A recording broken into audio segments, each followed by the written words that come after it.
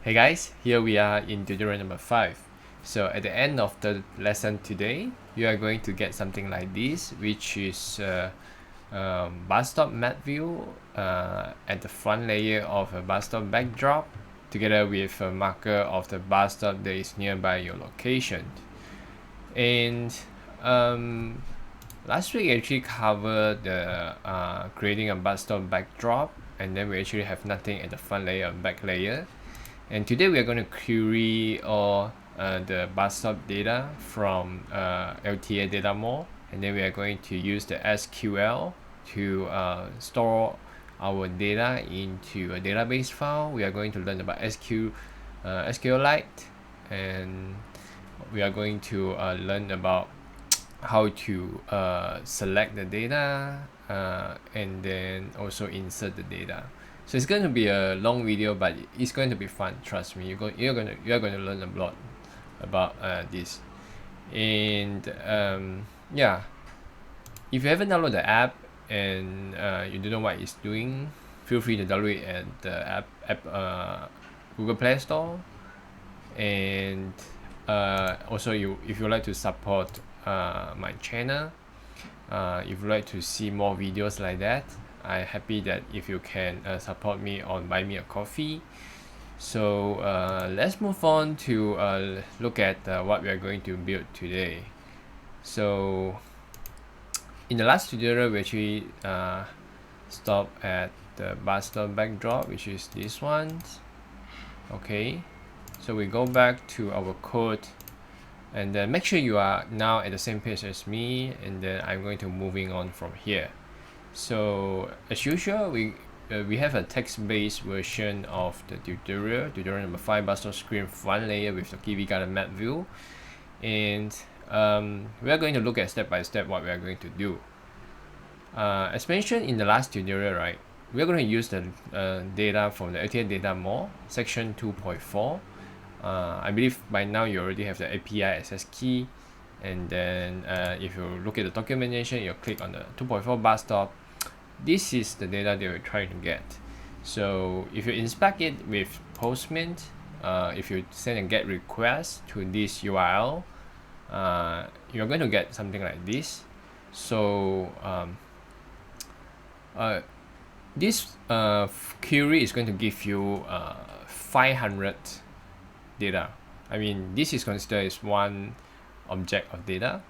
You're going to get 500 data from this query, but in actual, there are actually more than 500 bus stops in Singapore. So if you want to get the full set of data,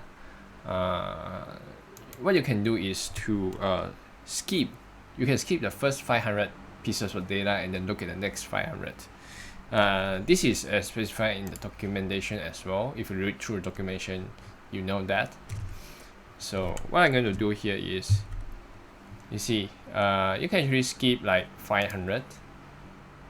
I'm going to skip the first 500, and then if I send the request again, it's going to get me the next 500 pieces of data. So if you skip 1000, it's going to send you the third batch of data, which is from 1001 to 1500. Okay, so it goes on and goes on like that until you skip probably like I don't know how much, but I think I try it. You need to skip like 10 to 11 times, and then you'll get the last piece of data. Later on, we are going to see how we are going to get all the data, with knowing that when will be the last piece of data. For example, let's say we are going to skip 5000, and then now we see that we still have the data, but this one is only like probably 10 or 20 pieces inside this skip 5000. So we know that we actually need to skip like 10 times of 500 in order to get the last piece of data. Okay, so we start with no skip, and then now after that we need to skip like 10 times. Okay, so now we go back to our text-based version. So first step complete. Make sure you have SQLite 3 application inside MyTransportApp project. What does it mean? Well, because today we are going to use SQLite 3 commands, like the next one, SQLite 3 to create a database called MyApp. We need to have this SQLite 3 application inside our MyTransportApp folder. So I will go to this page, SQLite, and then you look for the package that is suitable for your window. For example, I'm using Windows 64-bit, and I probably will download this one. Okay, so when you download this one, right, then when you unzip it, it's going to give you a file like this, SQLite 3 application. Make sure you get this, copy it, and put it inside your MyTransportApp folder, or your app folder if you didn't name it as MyTransportApp. So make sure you put it SQLite 3 inside this folder. Okay, and then what we're going to do next is we open a command prompt window from the folder which you save this project. From here, we're going to create our database called myapp.db. DB stands for database. So we're going to click here. Then we type cmd, enter. And then you're going to get a screen like this with the directory directly to this folder. So we are at the MyTransportApp. We are inside of it. What we're going to do is, because we have this SQLite 3, we can actually execute this command called SQLite 3 myapp.db. So once I run that, if you get this response, this you are successful. You have successfully created myapp.db. It's not going to show you here yet of the database until you start to do something with the database. So what we're going to do now, you can close the command prompt window. Okay, you close it. You can Control C to escape, and then you close it. Okay, now we go back to our MyTransportApp and ready to write some code. Firstly, we need to create a Python file called createdb.py.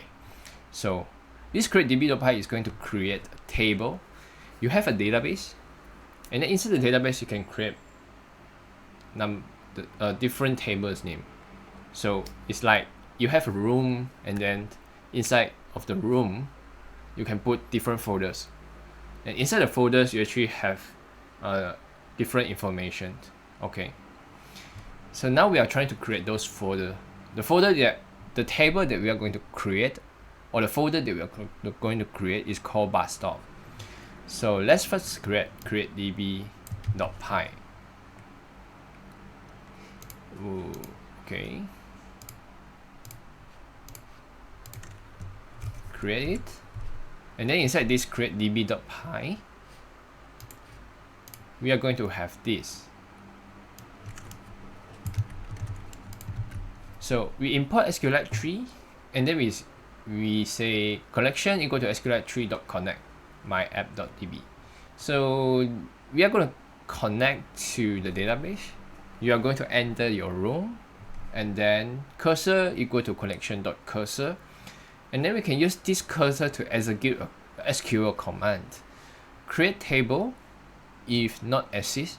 If this table is not exist, if this name is not used yet, we are going to create this table name bus stop, and then inside of it we are going to create different variable name. The first variable is called bus stop code, road name, description, latitude, and longitude. How do I know this? I refer to the documentation. I have this variable. I use the exact same letters.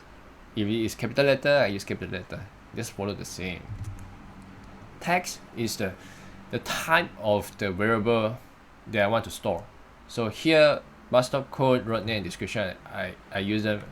I actually use text, and then real are referring to those data which you want to store it as a float. That means a number with decimal points. Okay, if you want to store like for example integer, you can put int. and then yeah, connection.commit. Okay, so if you run this, right, we're going to have the table created. So save it, run it. Make sure you already create this before it will be able to run. Oh, come on. Okay, no error means most likely we are okay. So what will be the next step? Okay, so just an extra information, if you want to check whether your table has been created, you can go back to here, cmd, then you type sqlite tree myapp.db again, then you type .schema. This is going to show you all the tables that you have created previously. Now we have successfully created a table called Bus Stop, you see. Okay, so if you have multiple tables, .schema is going to show you all the table. Okay, so we are going to create another Python file called populate.db.py. So let's create it.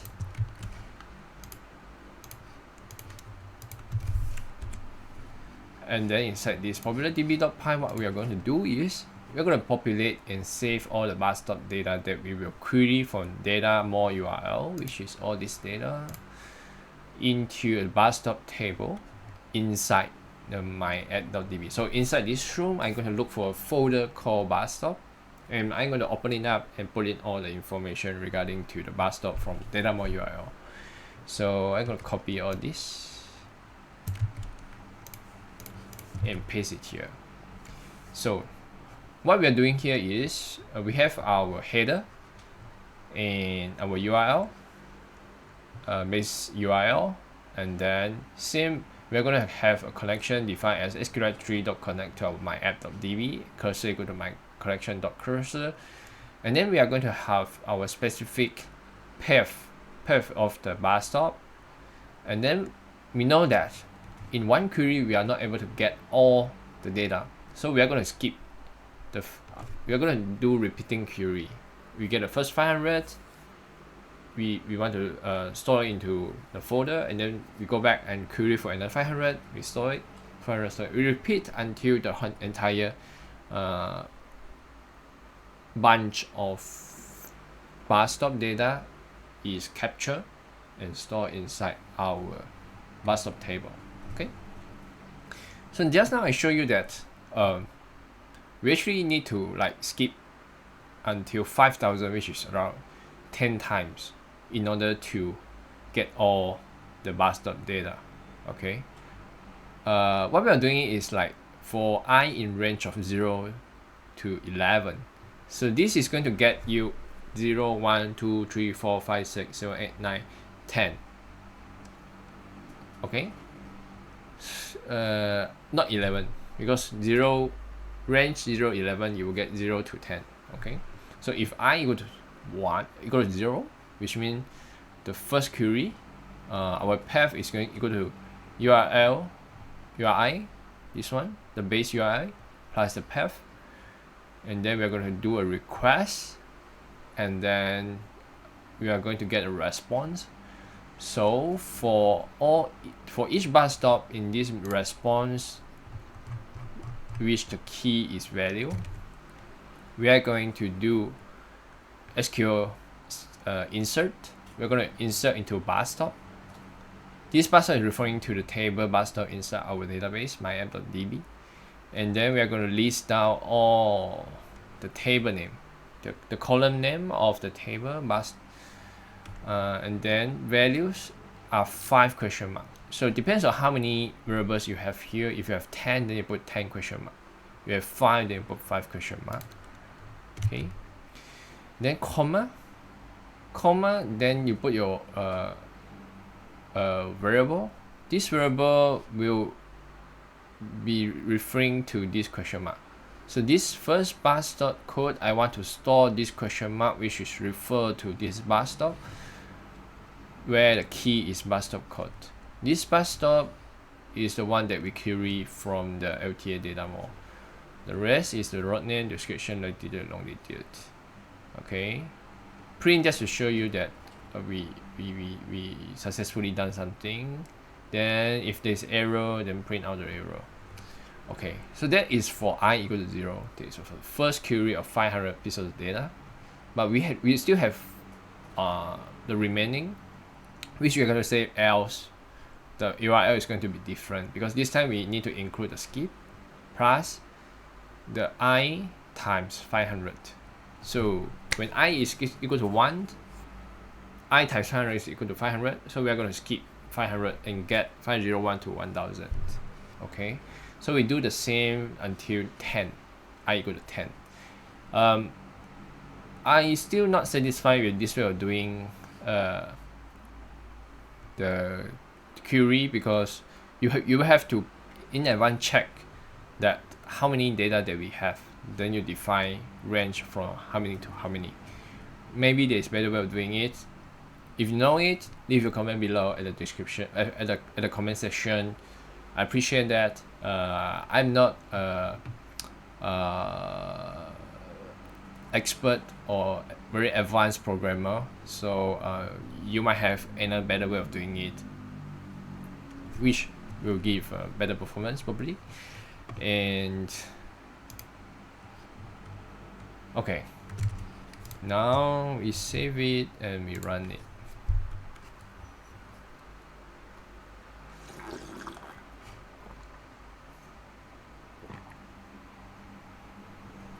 See, now we're starting to get some data.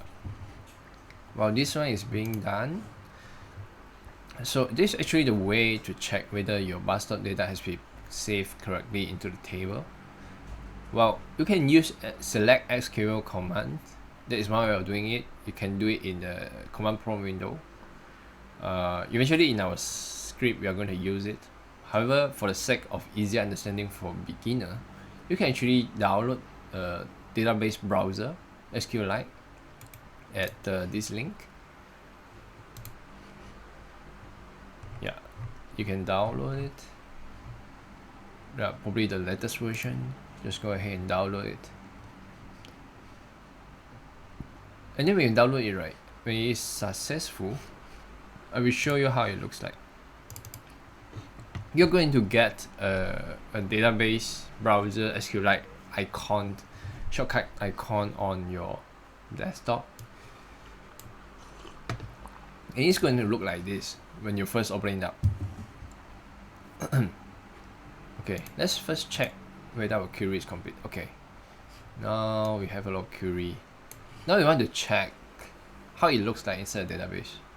Okay, so we can actually use this open database, and then we look for our project folder, MyTransportApp, and then you see my app database file is here.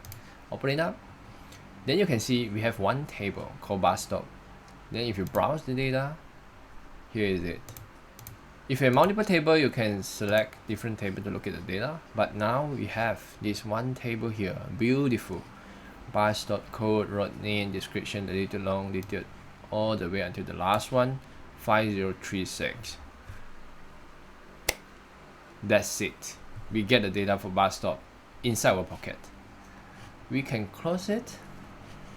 What do we want to close it for the next? Let's check. Okay, we can close it. Close the database, close it.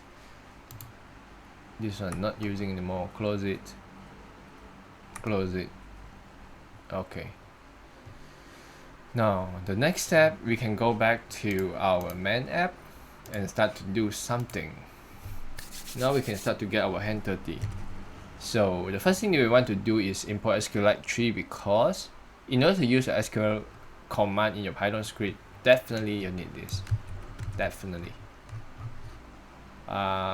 Probably I'm going to put, I don't know, here. Then in the main.py under the main app, we add the following. I will add first, then I will explain you why I'm editing this.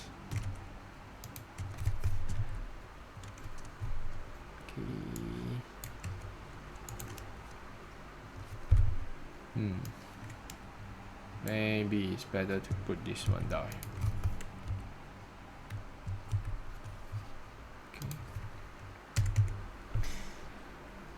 Okay. Cool. We add connection and cursor equal to none, and then we add the bus stop, total bus stop response is equal to empty list. Okay. Okay. So now we define a function under onStart. We actually add this. Let's see. I want to do it.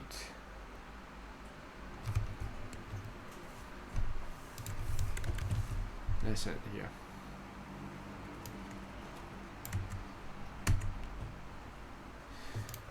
So now you see I have collection self.connection equal to SQLite3.connect. Oops. MyApp.db and then self.cursor equal to self.connection.cursor. I am going to update this one later. Okay. Step 10. I think I better write it down. Make sure I remember that. Give me a minute.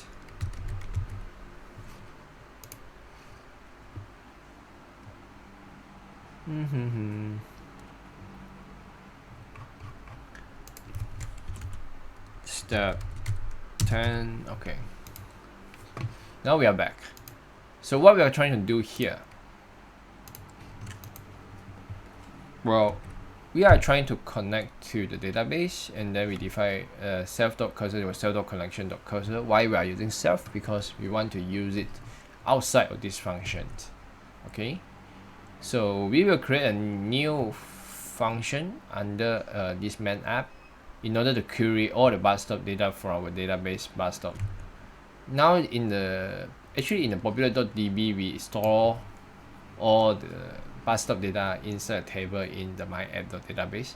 Now inside this main.py we want to take them all out. So we define this function called bus stop query. Whoop. Copy it, and let's see, we put it here. Make sure you have the tab. Okay, so this bus stop query, I'm going to call this function starting from the beginning when the app is started. Self.busstopQuery is going to call this function, and then we will have this cursor to execute this SQL command. Select sing. Sing means all.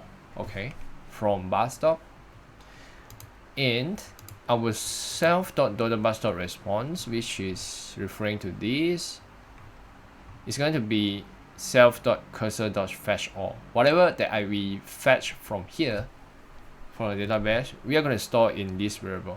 Okay, so this total bus stop response is going to store all the 5036 bus stop data that we have in the myapp.database. Then my self.connection.commit.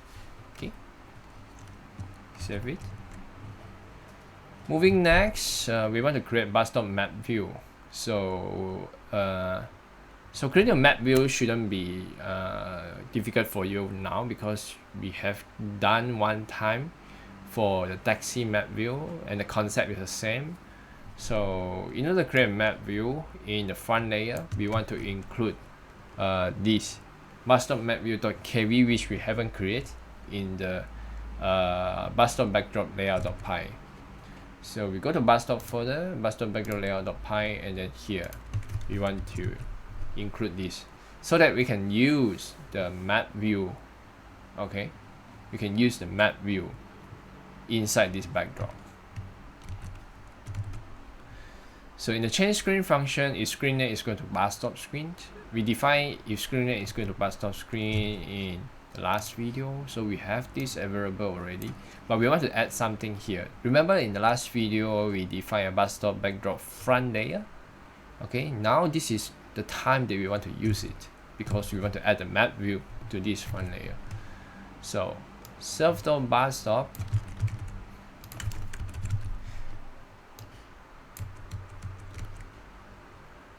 okay, let's see.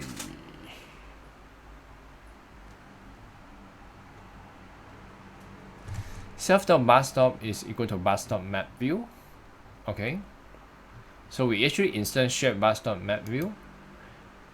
Okay, but later on we need to create a bus stop map view.py in order to instantiate it. We need to create a class, and then we import it to the main.py, then we instantiate it, and then we assign to this variable, and then we call the front layer .add widget to the bus stop map view.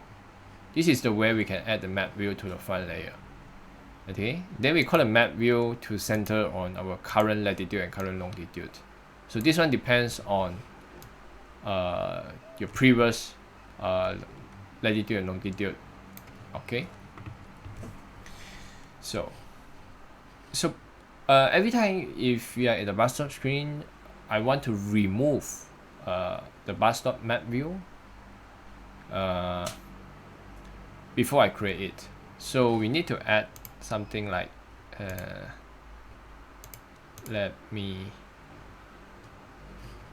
think I forgot to put it in the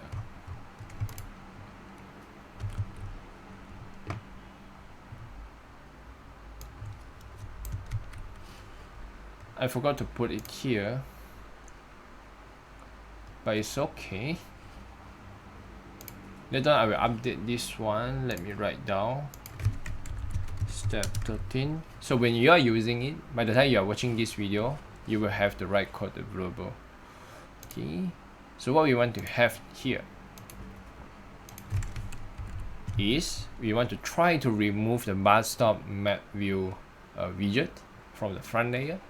So for W in bus stop backdrop front layer .walk, we walk through this front layer, and if we see any bus stop map view, we will remove that, take it out before we create it and add to the front layer. Okay, hope that makes sense to you.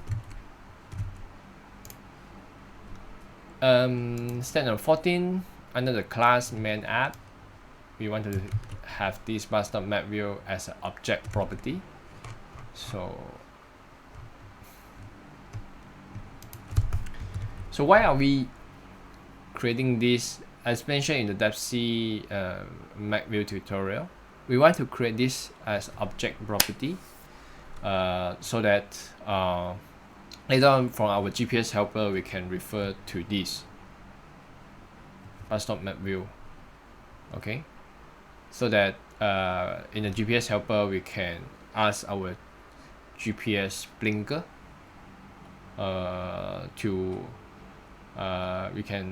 we can refer to this map view, and then we can center based on the GPS location given by our blinker. Okay. So now we have talking so much about bus stop map view. We've done so many things inside the main.py, but we haven't actually created a bus stop map view.py. So let's go ahead and create it inside the bus stop folder. Okay. Bus stop mapview.py. Oops. Paste it. Okay.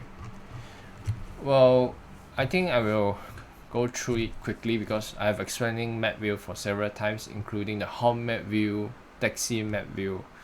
So well, you know that when we create a map view, we also have to create a map view.kv in addition to map view.py. So bus stop map view.kv, and we're going to copy this and save. So what is going to happen when this map view is instantiated? We define a zoom to be 16. Okay, so when the user tries to zoom, if the zoom is less than 16, it's going to keep it at 16. Okay. When the latitude and longitude of the map view is changed, when the user try to navigate around the map view, this bus stop map view, we're going to call this function. Start getting bus stop in field of view, which is this one. Okay. And then we have a GPS blinker inside the map view. And for the moment, we define the ID is this one, and the latitude and longitude temporarily we put it as root.lat and root.long, which means the GPS blinker latitude and longitude follow the map view latitude and longitude. But we're going to remove this as we deploy it to our app, so that the blinker will follow the latitude and longitude of our GPS on the phone. So as this function is being called, first it was trying to cancel this timer, okay, and then it's going to call this function called get bus stop in field of view if the user stay at that particular page for 1 second or more, because you don't want to call this function every time the user move the screen. So if the user move it and then you stay at that particular screen for 1 second or more, that means user has interest to look into detail about that screen. So we're going to call this function, in which we are going to get the B box, the maximum and minimum longitude of that screen where the user is. Okay. Then we are going to get all the bus stop data from the man.py, in which we can use app.getRunning app.total bus stop response. This is going to refer to this one. Sorry, where is it? This one. And this is going to store the data that we have from the bus stop query. Okay, so on start with query, and then we store in this total bus stop response, and then inside the map view we call and use it. So we have all the bus stop 5,000 over bus stop here. So self.bus stop code equal to empty. And then for each bus stop in this total bus stop code, if bus stop 4, what is bus stop 4? Well, this bus stop, as we save inside the table inside the MyTransportApp, we are saving them as tuple. So if you don't understand what is tuple, let me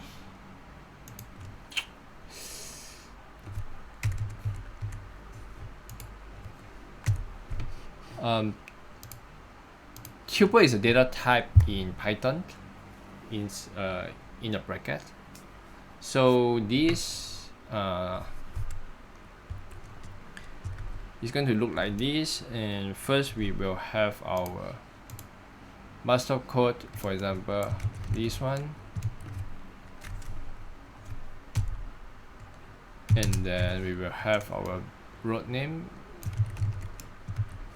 then we will have our description, then we will have our latitude, then we will have our longitude. Okay, this one is in string. Oops.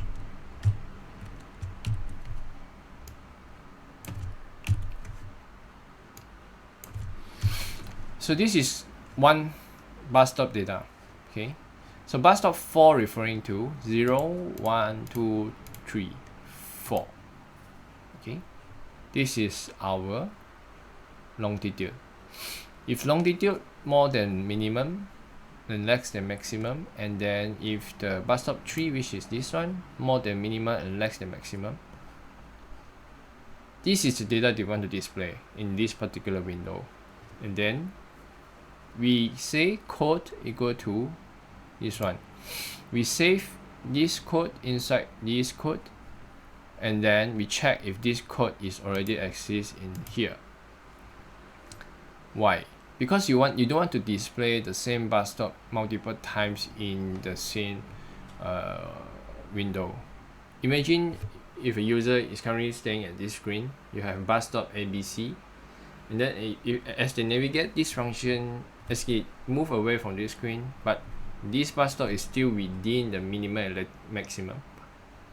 If you don't have this, it's going to create a same marker at the same location. We don't want to do that, so we want to keep track of what bus stop and marker we have already created. So this bus stop code, right, this one is going to store all the bus stop code, the bus stop that we have already created. You can see in the following. If it is not exist, we are going to say add bus stop, and then we throw the bus stop data, this whole bunch of data here. Then latitude and longitude is going to 3 and 4. Position number 3 and 4 in the tuple. Marker equal to bus stop marker. We're going to call bus stop marker object, instantiate from a class called bus stop marker, and then we put the latitude and longitude. And then we are going to create, we are going to send the data to that class, and then we are going to add widget this marker inside our map view. Okay. Next, we are going to send this bus stop data to our main.py. Why? Because later on we want to use this so-called nearby bus stop data, or the bus stop data inside that screen. We call it nearby bus stop data. We want to use this data. Imagine you have a screen, then you have 10 bus stops. We want to display these 10 bus stops at the back layer in a list. Okay, that's why we want to create a function in the main.py called update nearby bus stop. We want to save all these bus stops. Okay, so to summarize, we want to save in addition to create this bus stop marker in the map view, we also want to create a list in the back layer of all these bus stops. Okay, so this one is to keep track of the bus stop code as I mentioned just now, so that we don't repeating creating a marker. Okay, now we are back to here. So the next step, we want to create bus stop marker. So create a bus stop marker.py, and then we create this one. Save it. See. So we have a class called bus stop marker, which will take the bus stop data from the map view, and then when we click it, it's going to have a pop-up menu. And then next one, we create a bus stop pop-up menu.py, and then inside of it, we will have this bus stop pop-up menu, and we will have header for all the 5 variables, and we are going to set attribute of all the value that we get from the map view to this header. Okay, then we will, as the user click on the marker, it's going to pop up a menu in a dialog format, which is instantiated from this bus stop MD dialog class. If you're using my version of Kivy MD, you will already have this available inside your Kivy MD .uix .dialog. Inside here, you have this bus stop MD dialog. Okay, and then also you will have this inside your here.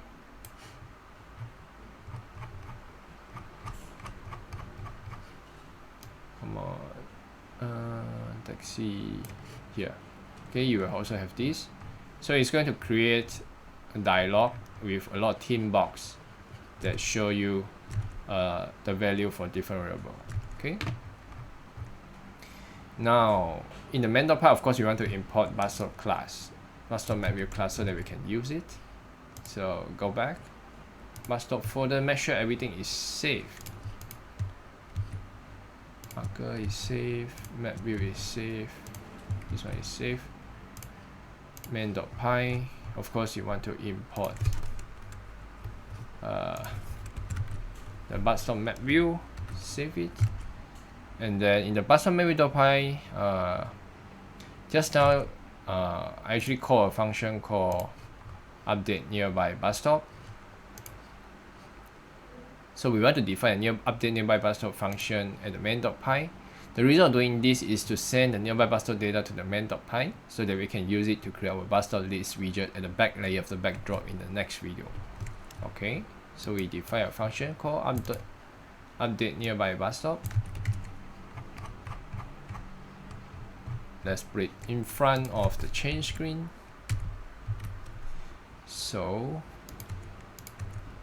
what it's going to do is call a self.nearbybusstop.append. Append whatever that is passed to this function. So Mapview is going to call this function and it's going to pass the bus stop data. And then we are going to append. We are going to append this into a list. So nearby bus stop is going to be a list and save all these tuple. So since we are defining self.nearby bus stop under the class main app, we want to have this. Let's see where I want to put here. Okay.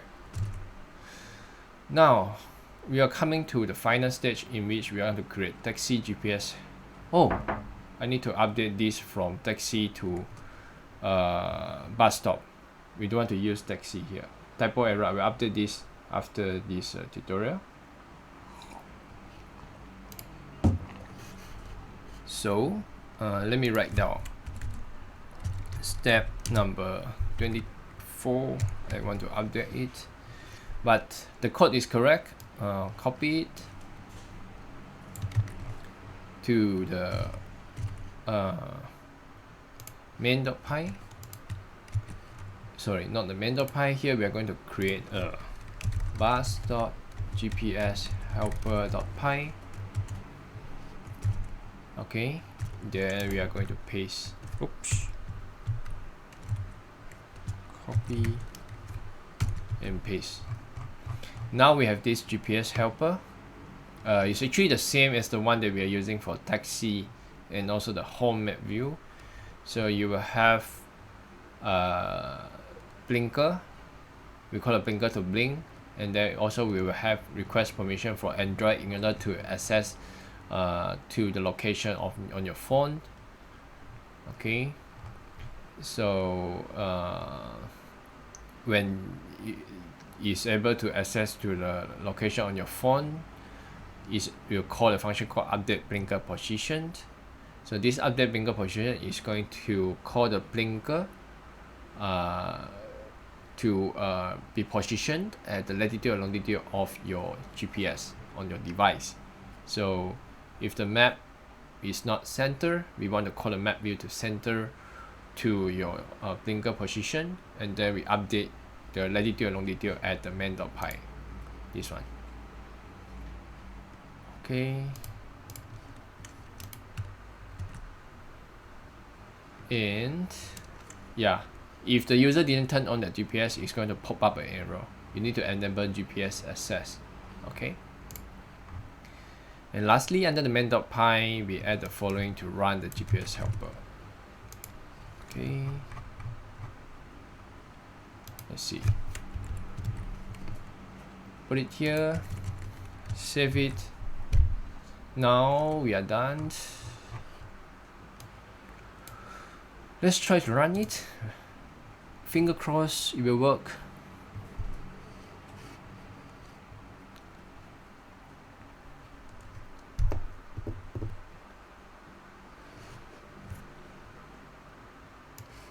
Okay. Home screen. Bus. Boom. Now we have all the bus stop that is nearby. Okay, back here we don't have that. We have nothing. If you click this, it should pop up a dialog and show you bus stop code. This one, road name, orchard, description, blah blah blah. Okay. So as we navigate away, it's going to show other bus stop, other bus stop. So this is how this is what we define as nearby bus stop. So at the back layer we have nothing yet, but we want to have a list in a scroll view.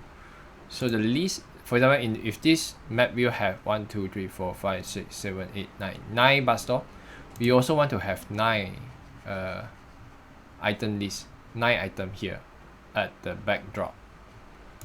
Okay, That's why we create a update nearby bus stop function. That's why we define a nearby bus stop array to append all those data. So I will explain in the next video why we need a backup. For now, it is the end of this video. I hope you like it. If you like it, click the like button, subscribe to my channel, and stay tuned to the series and recommend it to your friends, and I hope to see you in the next one.